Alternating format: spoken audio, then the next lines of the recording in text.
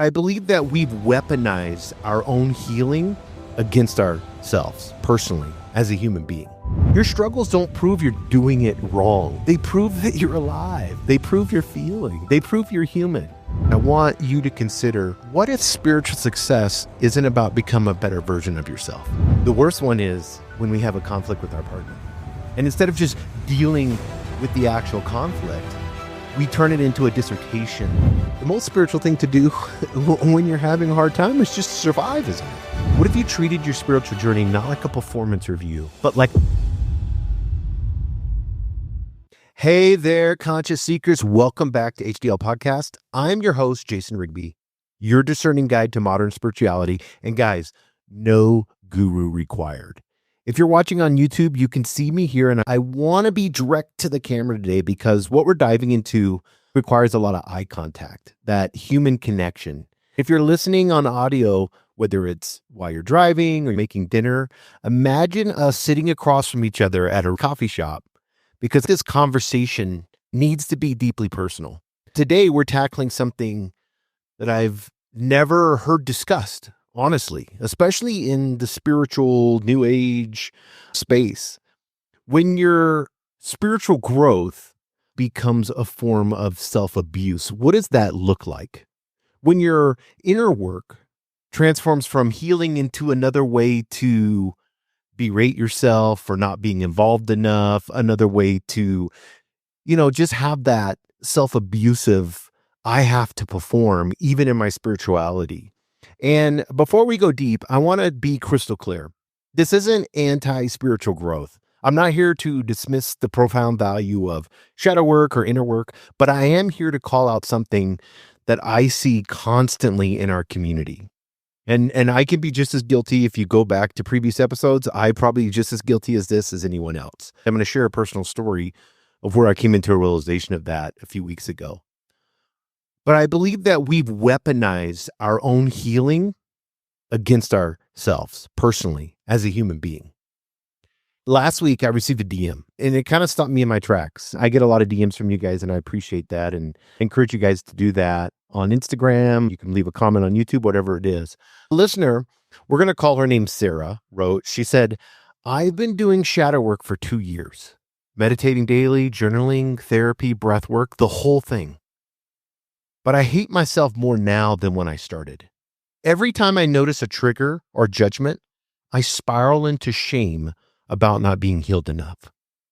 My spiritual practice has become another way to prove I'm broken. Sarah's message began to haunt me because I saw myself in it. And I know a lot of you on the spiritual journey can see yourself in this too. If you're listening right now and you're feeling that little knot in your stomach, you probably understand exactly what Sarah's going through. Here's what no one's talking about. Somewhere along the way, many of us transformed spiritual growth from this practice of self-compassion into some weird capitalistic performance of self-improvement. We've turned ancient wisdom traditions that were designed to cultivate peace and wisdom, but we've changed this Western civilization spirituality into some modern productive system designed to spiritually optimize ourselves. And friends, you and I know that's not true spiritual growth. And I'm going to use something that sounds horrific, but I believe it's spiritual self-abuse. Let me paint you a picture of what this looks like in real life. You notice yourself judging someone, and instead of gently observing it and looking at the judgment with curiosity, you immediately go into, I'm still so judgmental. I've been working on not being judgmental for months. What's wrong with me? Why did I have this weird thought in my head about this person that I don't agree with? I should be way more compassionate towards, this person. Maybe your dog makes you upset and does something crazy. I watch those videos on Instagram. It's so awesome of the dogs that when they come home and then the dog's like torn up a couch or something. And if it's happened to you, it's happened to all of us. I've had shoes gone through, expensive Nike shoes or something, but we've all had that, right? And it's like, why did I get so mad at the dog? And why are we not more compassionate? I think a lot of us can feel anxious about money, can't we? And instead of allowing that anxiety to be present, we start analyzing. And then what do we say with the spiritual teachings? This is my scarcity mindset. I need to clear this limiting belief. I'm manifesting poverty right now. I've heard people say, well, I should be more abundant. The worst one is when we have a conflict with our partner. And instead of just dealing with the actual conflict, we turn it into a dissertation. This is triggering my abandonment wound from childhood. I need to talk to you about how you trigger me. I must be still codependent. Or I like this one. I need to work on my attachment style. Why can't I just be securely attached already? These are questions that we run in our head, this self-abuse, this spiritual self-abuse that we've learned, and our ego likes to take spirituality and twist it into this thing that causes each of us, including myself, like I said, I'm going to share a personal story, that causes each of us to have this violence in our language, this I should be, I need to fix, what's wrong with me? Or the subtle one is I'm still ... We've turned every human emotion, every normal psychological response, every completely natural human trigger into this evidence, the critic, into the evidence of our spiritual failure. So what is the psychology behind the madness? And before we go further, I want each of us to get intellectually curious. I want to understand why we can take something so beautiful as ancient wisdom and then turn it into these patterns of breaking ourselves. But what we're actually dealing with is perfectionism. And it's perfectionism, listen to me on this, it's perfectionism wearing a spiritual costume.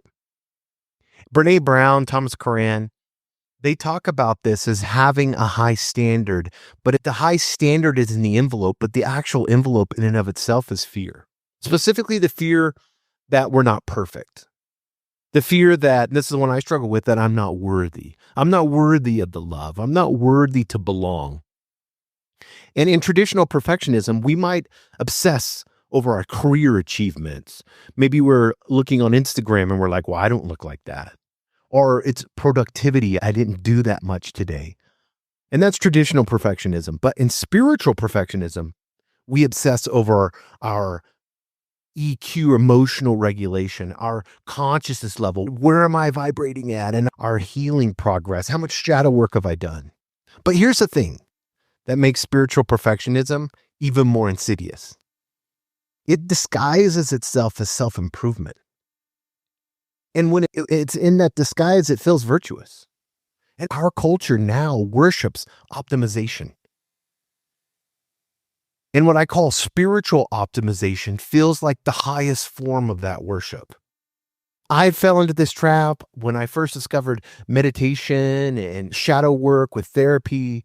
I felt like I had to create this elaborate morning routine. I was tracking my moods with apps, my gratitude levels, my vibration, and I measured my worth, me, who I am. I measured my worth about how quickly I could process emotions. And then I would look at it. It was almost like I had a checklist. Did I process that emotion good? Did I put an affirmation in there? How many affirmations did I say today? And then I was also judging how peaceful I felt, which wasn't very peaceful, but I was judging that. And then how conscious my response was to others. I was just constantly obsessed with that. And I got so frustrated and got so much anxiety that I had been working on this for months. I put in some really hard work. I was meditating, doing breath work. Why am I still anxious? Jason, what's wrong with you? Why are you still anxious? And I began to think about it. And I discovered that I was treating my healing like a project with a deadline. A problem to be solved. I didn't realize that I'm just a human being having a human experience. And this is what it's all about. It's about the learning in this matrix, isn't it? And it really hit me like a truck because I realized I had turned my spiritual practice into another way to achieve, another way to prove, yes, you are worthy, Jason. Another way to say, yes, because you did these things, you get to earn love today. And it was so self-abusive, even to myself. I want to get into what I call the spiritual industrial complex. Doesn't that sound good? But let's be honest about something. This isn't just about our individual psychological stuff. We're swimming in this culture, this online culture that profits from self improvement anxiety. It loves that people are anxious. The spiritual, the wellness industry, the fitness industry, all of that. And yes, I admit I'm part of it. The messaging in this capitalistic culture is what? You need this because you're not good enough. If you get this, then you will be. And if you buy the right course or do the right practice or follow the right guru, you will be good enough. Social media is flooded with spiritual influencers promising rapid transformation. Heal your trauma in 7 days, manifest your dream life in this amount of time, raise your vibration now. All of these messages are appealing because we're genuinely suffering. In that suffering, we need relief. But here's what these quick fix promises do. Here's what they do. They set us up to believe that healing should be linear, that it should be quick and fast, that it should be measurable. When we put the timeline on our healing, it makes us think that we're not improving, that we're doing something wrong. And the truth is, real healing, real growth, real spiritual development doesn't follow a timeline. It's not linear. It's super messy. It's cyclical too, and I'll get into that here in a little bit. It's often invisible, especially from the outside. Some days you're going to feel deeply connected to your purpose, aren't you? We've all felt those days. Other days, you're going to feel lost and wondering what the hell's going on. Some weeks, you're going to respond to triggers. And some of those triggers, you're going to go right through them and you're going to be like, wow, I responded to that with grace and wisdom. There was so much love when that person was trying to trigger me. And then other weeks, you're going to react like a crazy, wounded teenager. But you know what? All of it is a part of the path. And I want to do some red flags with you right now to recognize the signs. Are you spiritually self-abusing? And this is going to be really practical for you. And these red flags are your internal dialogue. So I want to know if you're doing these things. We just talked about this, but first red flag is timeline pressure. You catch yourself thinking, I should be over this by now. I've been working on this for months. Susan, she looks like she's healing way faster than me. That's a timeline pressure. Number 2 is emotion judgment. You feel guilty or shame for having normal human emotions. When you experience anger, it's, I'm not enlightened enough. When you experience sadness, it's like, oh, I'm stuck in victim consciousness again. Or when you're fearful about something, it's, I have so many limiting beliefs I need to deal with. That's a red flag. Number 3 red flag is constant self-analysis. And I think we can use self-awareness as a trick to be narcissistic, where all we do is talk about ourselves all the time. Every interaction becomes this case study. And some of you are laughing because you go through this. You are doing this right now. I know we all do it. So, and it's, we can laugh about it, but it's this psychoanalyzation of every single emotion. We can't even just feel something and have the ability just to feel it. We have to immediately try to figure out what childhood wound is connected to it. Or even more funnier, what chakra is blocked today.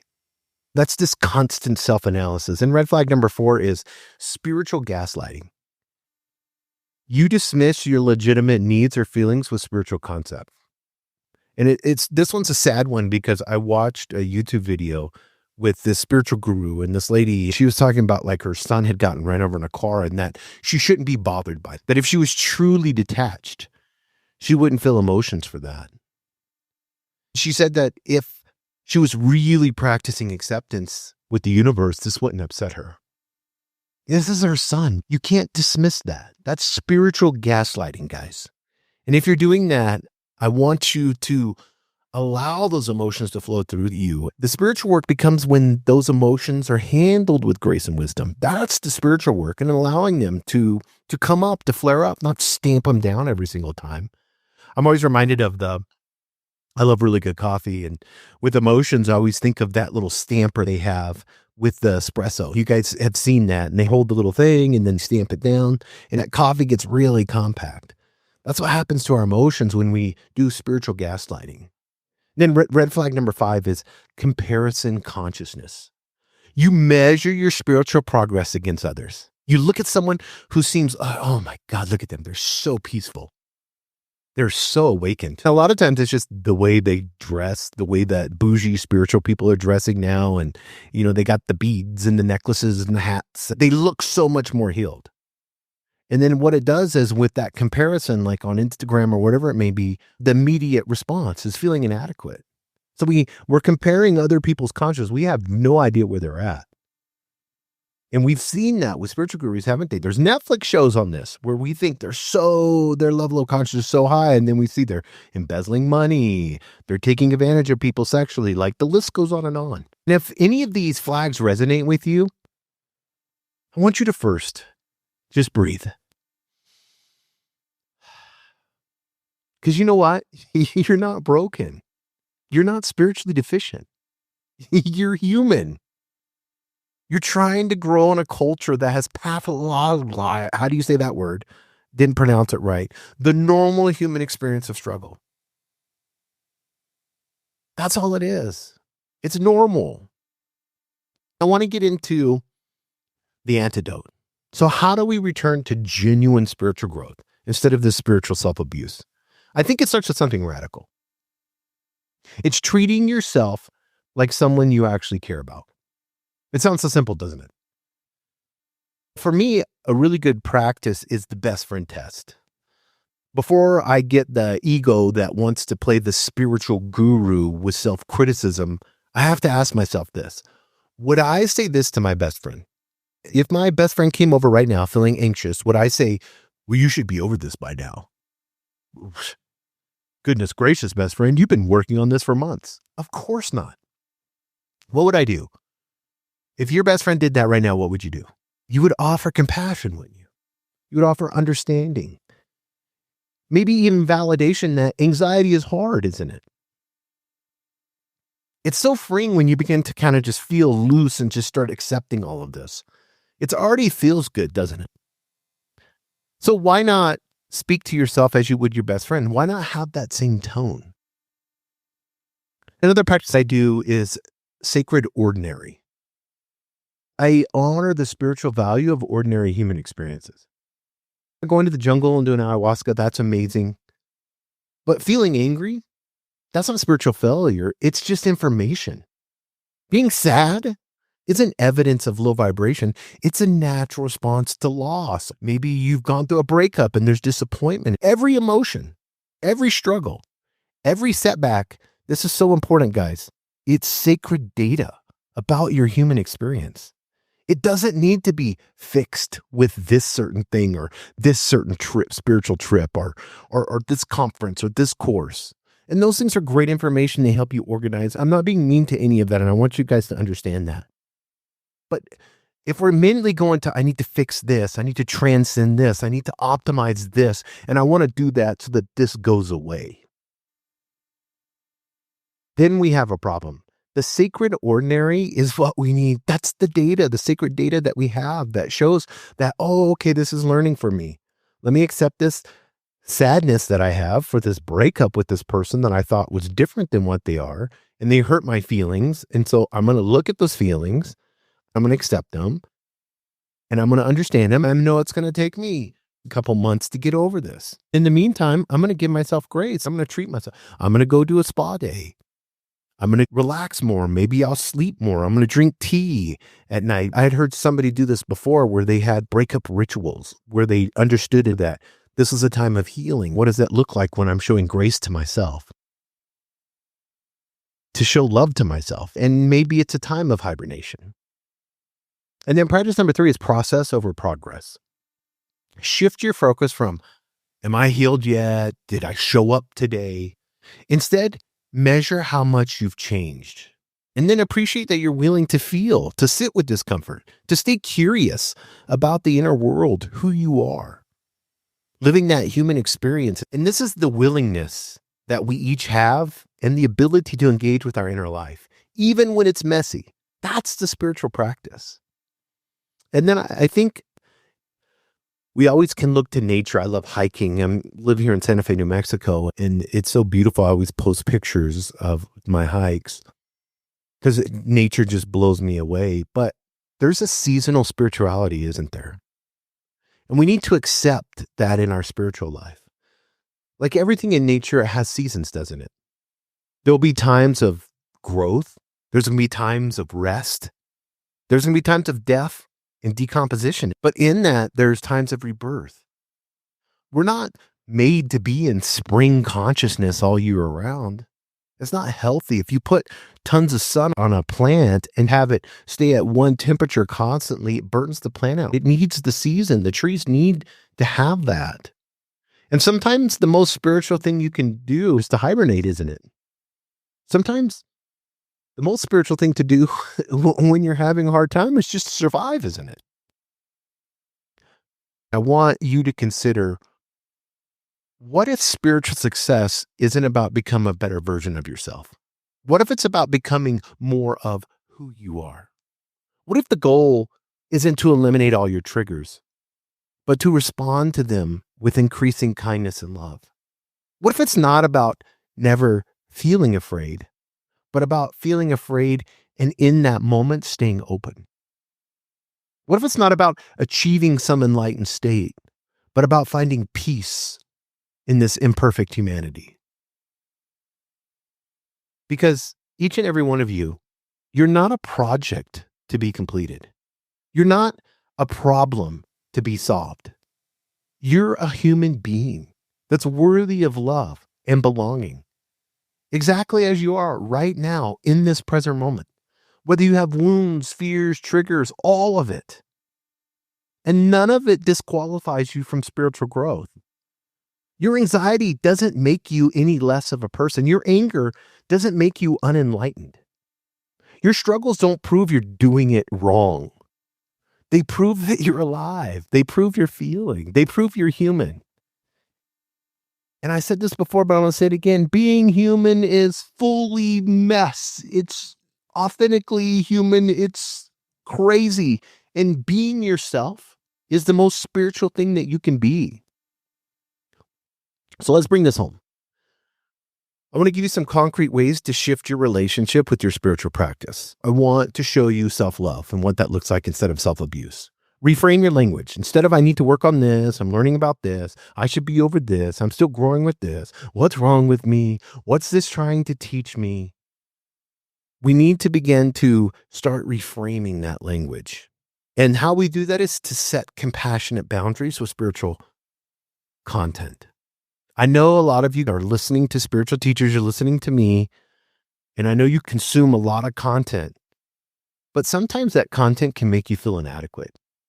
And if there's a teacher, whether it's me or whoever, I would love to have you tell me how I make you feel inadequate. That may help me in the way I teach others, and I'm always open for, and you guys give me compliments and criticism. I appreciate that. But maybe whoever you're listening to, if they're making you feel inadequate, take a break. Your spiritual diet should nourish you, not diminish you. And if somebody's making you feel like and that's the problem I have with a lot of religions. I mean, there's beautiful things. I have a rosary right here. There's the little cross part. I love the traditions and the churches and all those beautiful things, but some of that can diminish you. You're going to hell if you don't do these things or live this way that's impossible. Take a break, relax. And in that relaxation, one of the easiest things that you can do is practice micro compassions. I call them micro compassions because it's so easy when you notice self-judgment arising. I love placing my hand on my heart like this. And when I do this, I like to close my eyes and say, this is hard right now. And you know what? That's okay.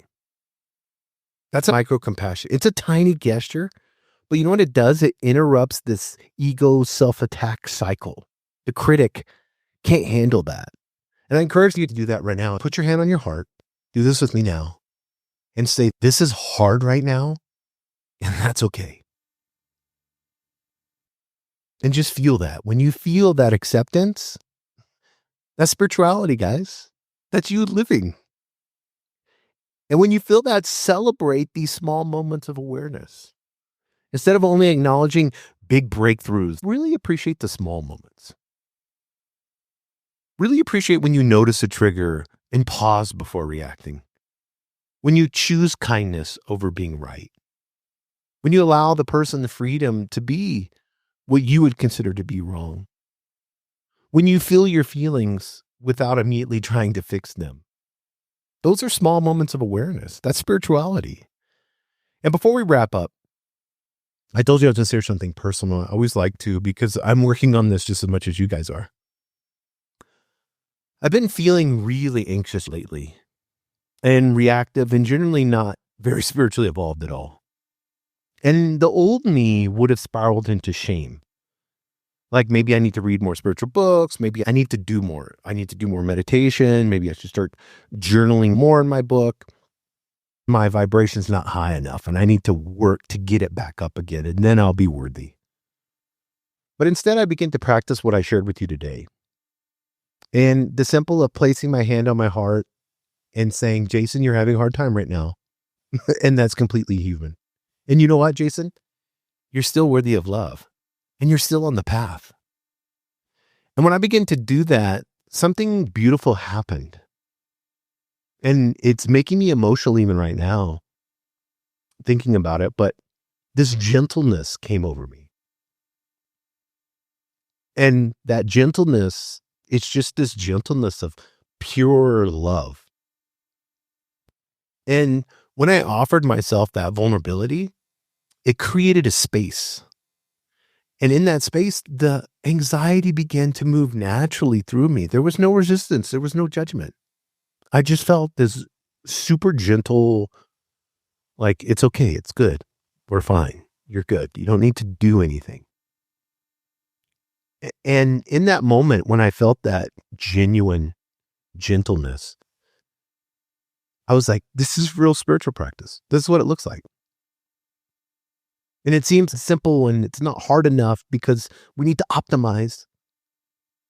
And I know it's not perfect emotional regulation, but it was perfect willingness to accept myself to being perfectly human. So here's your invitation. What if this week, instead of trying to fix, heal, or improve yourself, you just simply put your hand on your heart and practice being kind to whoever you are right now? However you feel right now, whatever you're going through right now, just practice being kind to yourself. What if you treated your spiritual journey not like a performance review, but like a love letter to your own becoming? That's the work. That's the amazement. That's the beauty. That's the gentleness.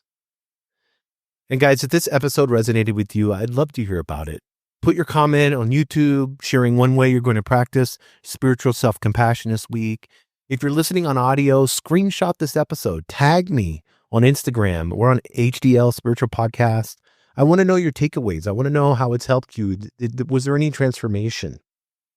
And remember, we're building a community of conscious seekers who we believe in growth. We don't want self-shame and fear. We want to heal without perfectionism.